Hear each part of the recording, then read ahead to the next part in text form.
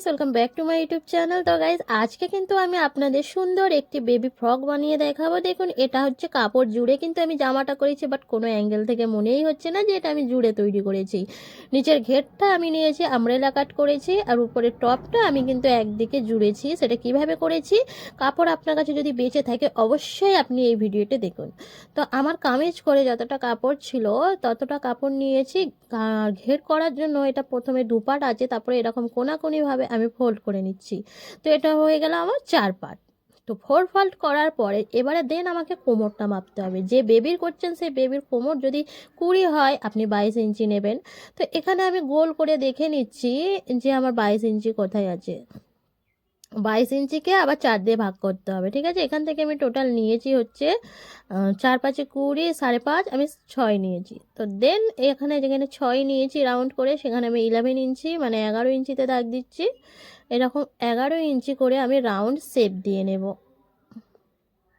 এটা হয়ে গেল আমার ঘেরের অংশ। এরকম করে আপনারা বড় কিভাবে করবেন আমাকে কমেন্টসে বলবেন, আমি সেটা কাট করে আপনাদের দেখিয়ে দেবো। আর আপনারা যদি অনলাইনে সেলাই শিখতে চান তাও আমাকে অবশ্যই হোয়াটসঅ্যাপ করবেন, বা ইনস্টাগ্রামে ফলো করে মেসেজ করবেন, বা ফেসবুক পেজ ফলো করবেন, সেখানে সব ডিটেলসে দেওয়া আছে। আর আমি কিন্তু আমার চ্যানেলে পুরো স্টেপ বাই স্টেপ সেলাই শেখাচ্ছি, কোনো প্রবলেম হবে না। আপনারা আমার চ্যানেলটা ফলো করুন, ইজিতেই ফ্রিতে সেলাই শিখে যাবেন। ড্রেস বানানো থেকে ড্রেস কাটিং করা টোটালি পুরোটা দেখাচ্ছি। তো এটা কাটিং করার পর যদি মনে হয় যে আপনার কোমরটা বড় হচ্ছে, তো দুদিকে সেলাই করে নেবেন। তো এই ঘেরটার জন্য এখানে নিয়েছি আমি এই ছাতি 5.5 নিয়েছি, তার সঙ্গে 2 ইঞ্চি এক্সট্রা। টেকিনের জন্য 2.5 ইঞ্চি নিয়েছি, আর গলার জন্য এখানে 2 নিয়েছি, আর এখানে 1 নিয়েছি। এটা পিছন গলা করব, ওকে।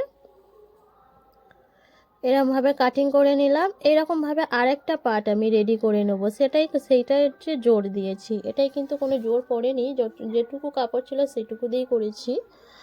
তো এটা হলো একটা পার্ট, এখানে টেকিন দেবো, তাই জন্য আমি একটু কাট করে নিচ্ছি। তো এটাতে এবার আমি পটি লাগাবো। তো এই কাপড়টা আমার ছিল আর একটু বেঁচে, তো কোনাকুনি মানে তিরচাভাবে ক্যারেচভাবে যে পটি কাটতে হয় সেটা আমি কেটে নেব।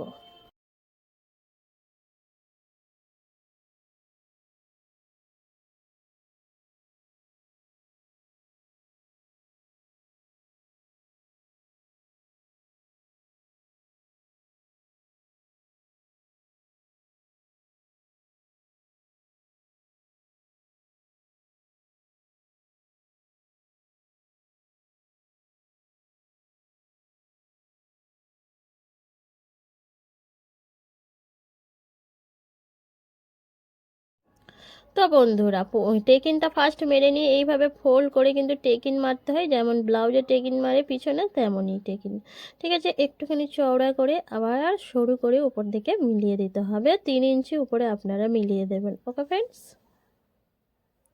তো হয়ে গেল, এই টেকিন মারা হয়ে গেলে এবার হচ্ছে গলার পটি আর বগলের পটি লাগাবো, ঠিক আছে। তো তার জন্য আমি দেখিয়ে দিচ্ছি। এখান থেকে পিছনে একটু কাটা অংশ করব, কারণ বেবির মাথা নাও গলতে পারে, তার জন্য কাটা অংশ করার জন্য পিছন গলা যেহেতু আমি একদম কম নিয়েছি, একটা কাপড় বসিয়ে যেমন চেনের পটি লাগাই তেমন এরকম কোনাকুনি করে আমি সেলাই করে নেব।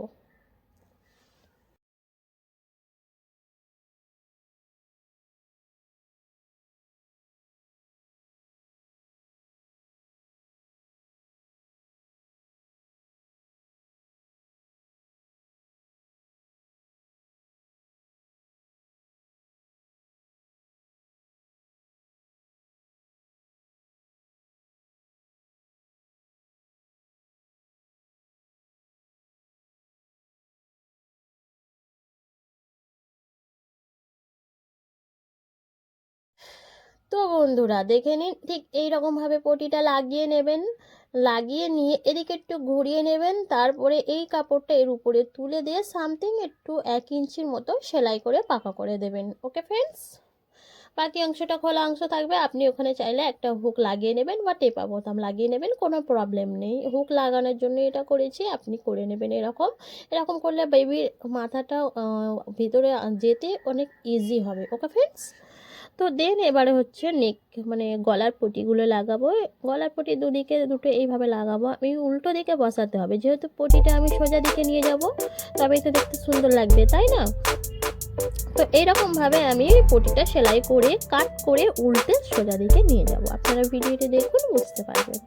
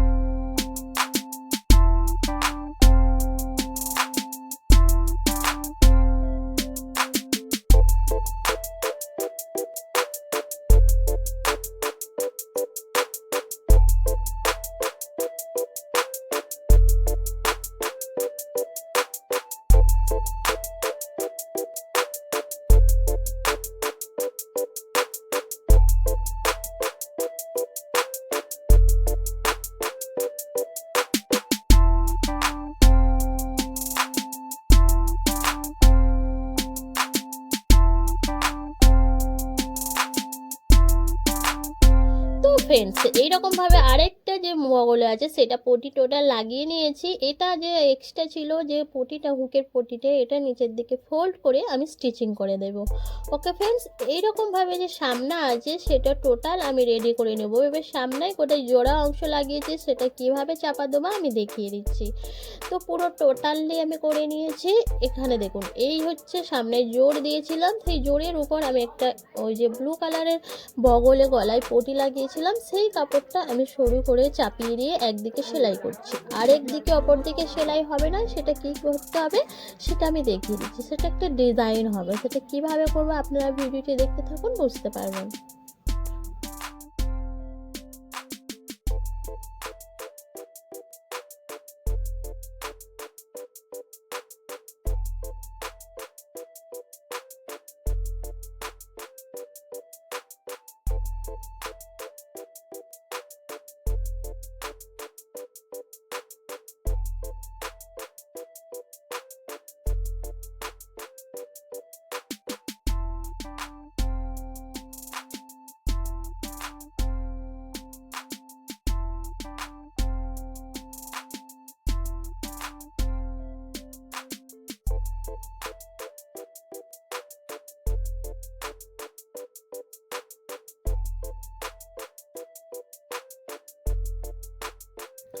তো ফ্রেন্ডস, এই ডিজাইনটা আমি করছি ওখানে লাগানোর জন্য এই দড়িটা।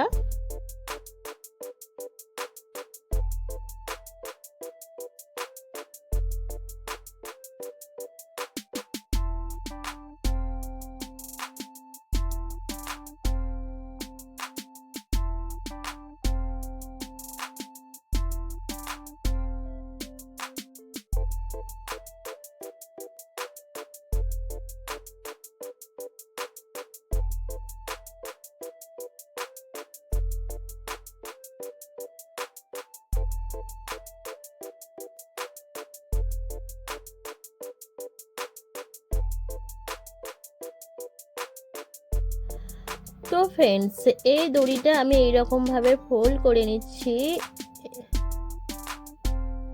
এইভাবে করে এর ভিতরে আমি গলিয়ে দেবো, দেন আমরা স্টিচিং করব। এর ভিতরে এইরকমভাবে রাখবো, মিডিল পয়েন্টে আমি এরকমভাবে রেখে দিয়ে স্টিচিংটা করে নেব। ওই পটিটা কিন্তু আমি ফোল্ড করে স্টিচিং করছি, দেখতে দেখুন কোনো অংশে মনেই হবে না যে এটা কাপড় জোড়া ছিল বলে আমি এরকম করে নিয়েছি, কিন্তু ডিজাইনটা দেখুন এমনভাবে করেছি যেন মনে হচ্ছে যে ওটা আমি ইচ্ছা করে ডিজাইন করেছি। ওকে, অ্যাকচুয়ালি ওখানে জোড়া অংশ ছিল, সেটা যাতে না বুঝতে পারে ওরকমভাবে ডিজাইন করে দিয়েছি।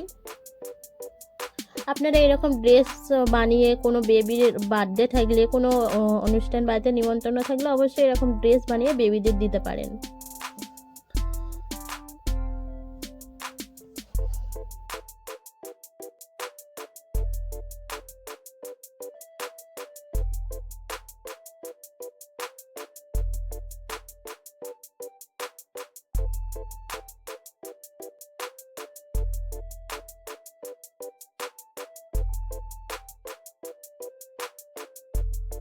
তো ফ্রেন্ড, যেমন এবার গলার পটি লাগাতে হয় তেমন লাগিয়ে নিয়েছি। এবার হচ্ছে সাইড জুড়বো আর হচ্ছে কাঁধ জুড়বো।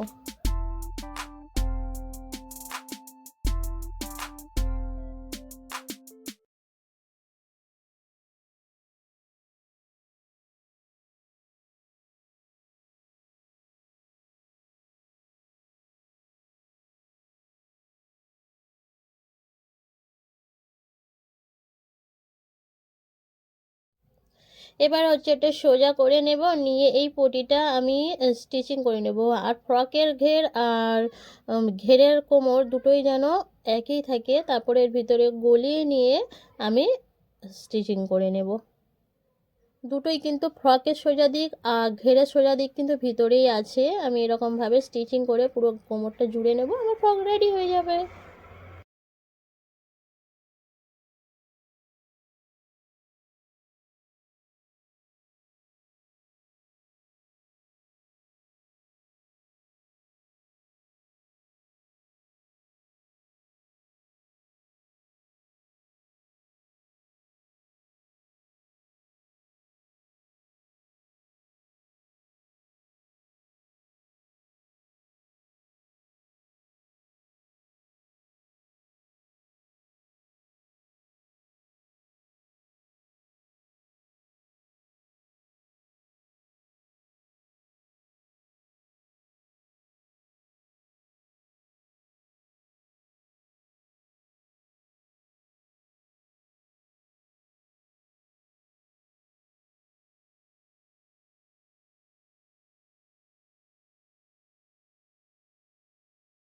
তো বন্ধুরা, ভিডিওটি কেমন লেগেছে অবশ্যই আমাকে কমেন্টসে জানিয়ে দেবেন। আর হচ্ছে এবার হচ্ছে নিচের যে ফ্রকের নিচের দিকটা আছে এটা ফোল্ড করে সেলাই করে নেব। দেখুন ফ্রেন্ড, আমার ফ্রক রেডি।